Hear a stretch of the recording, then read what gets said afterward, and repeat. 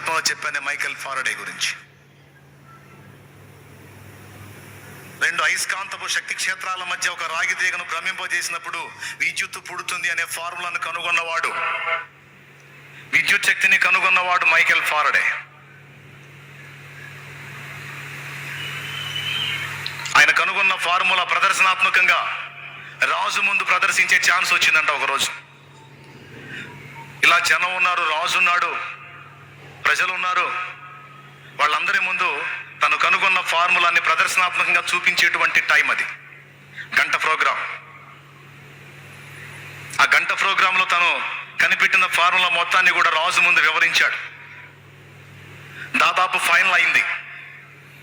ఇక చివరికి వచ్చి అది పూర్తి అవుతున్న టైంలో రాజు ఆశ్చర్యపోయాడు. లేచి నిలబడి ఇట్లా అభివాదం చేశాడంట మైకేల్ ఫారడేకి. రాజు అభివాదం చేశాడు. అందరూ రాజుకు వందనాలు చేస్తారు, అభివాదం చేస్తారు, కానీ రాజు చేశాడు ఆయనకి. ప్రోగ్రాం అయిపోయింది. తర్వాత ఇక మైకేల్ కనుగొన్నటువంటి ఆ ఫార్ములా గురించి ఒక్కొక్కరు మాట్లాడటం మొదలు పెట్టారు. ఆ ప్రోగ్రాం అయిపోయింది. ఇక వాళ్ళు పెద్దలు మాట్లాడుతూ ఉన్నారు ఆ గొప్పతనాన్ని గురించి. ఆయన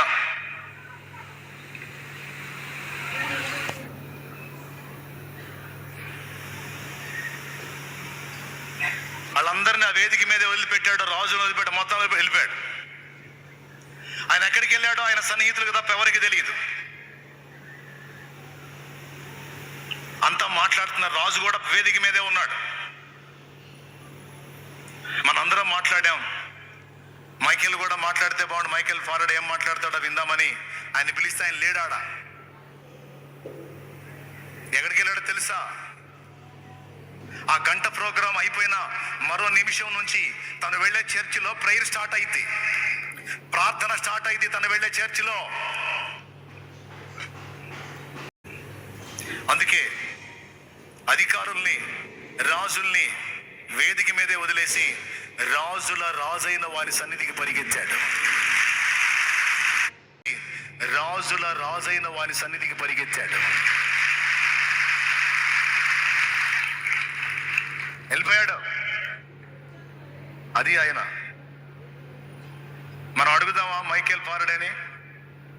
చర్చ్ ఎక్కడికి పోయింది, పాస్టర్ ఎక్కడికి పోతాడు, ఈ వారం కాకపోతే నెక్స్ట్ వీక్లో వాక్యం వినొచ్చు. అధికారులతో కూడిన వ్యవహారం, రాజుతో కూడిన వ్యవహారం, ఆ ఛాన్స్ ఎవరికైనా వచ్చిద్దా? రాజు అంతటి వాడు నీకు అభివాదం చేశాడంటే ఎవరన్నా కదులుతారా? వాళ్ళందరినీ అక్కడ వదిలేసి ఇక్కడికి వచ్చి కూర్చున్నా ఇక్కడేముందయా అని అడుగుదామా? అప్పుడేమంటాడు తెలుసా ఆయన? ఒరే బాబు, నేను కనుగొన్న దాన్ని ప్రదర్శించినప్పుడు ఆ కనుగొన్న ఆవిష్కరణ యొక్క గొప్పతనాన్ని బట్టి రాజు ముగ్ధుడై నాకు అభివాదం చేశాడు. దేన్ని బట్టి చేశాడు? నేను కనుగొన్న దాన్ని బట్టి. ఈ కనుగొనడానికి ఈ శక్తి, జ్ఞానం ఎవరిచ్చారు? ఆ రాజు కాదు, ఈ రాజు ఇచ్చాడు. ఏ రాజు ఇచ్చాడు? యేసు రాజు ఇచ్చాడు. రాజుల రాజు ఇచ్చాడు. ఒకవేళ నేను ఇది కనుక్కోకపోతే, నేను ఒక సామాన్యుడిగా ఉంటే, ఆ రాజు అనేవాడు వారి గేటు దగ్గరికి నన్ను రాణిస్తాడా? గేటు దగ్గరికి రాణిస్తాడా? గడప దగ్గరికి రాణిస్తాడా? అని మొహం నన్ను చూడనిస్తాడా? ఈరోజు రాజులు వచ్చి నా కాలు మొక్కేటట్టు చేశాడు అంటే ఆ జ్ఞానం వాళ్ళు ఇచ్చింది కాదు, నా దేవుడిచ్చింది. ఎవరిచ్చింది? నా దేవుడిచ్చింది. చెప్పు మరి, దేవునికి కాక ఎవరికి ఇవ్వాలి నేను ప్రయారిటీ? నా దేవుడే ఫస్ట్, ఎవ్రీథింగ్ లాస్ట్.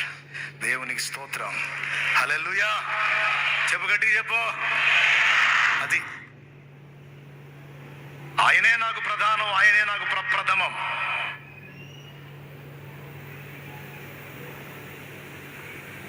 మీరందరూ వచ్చి చప్పట్లు కొట్టారు, అభివాదం చేశారంటే ఎవరో కనుగొన్న దాన్ని బట్టే. కానీ నేను బికారినై ఉండగా, ఏమీ కనుగొనని స్థితిలో ఉండగా ఆ రాజు తన ఇంటికి రానివ్వడు, కానీ ఈ రాజు తన మందిరంలోకి నన్ను రానిచ్చాడు. గుండె చెదరని వేళ నా వెన్ను తట్టాడు.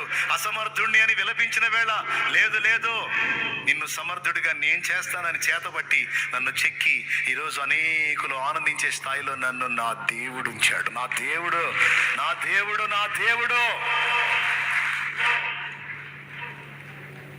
అలాంటి బుద్ధి, అలాంటి కృతజ్ఞత, అలాంటి మైండ్ ఉంది కనుకనే వాళ్ళు చరిత్ర సృష్టించారు, చరిత్ర పుటల్లో నిలిచిపోయారు. ఈరోజు ప్రపంచం మొత్తం నడుస్తుంది అంటే చాలా బాగా విద్యుత్. దేవునికి స్తోత్రం. అందరి ఇళ్లలో బల్బు కనుక్కున్నాడు ఒక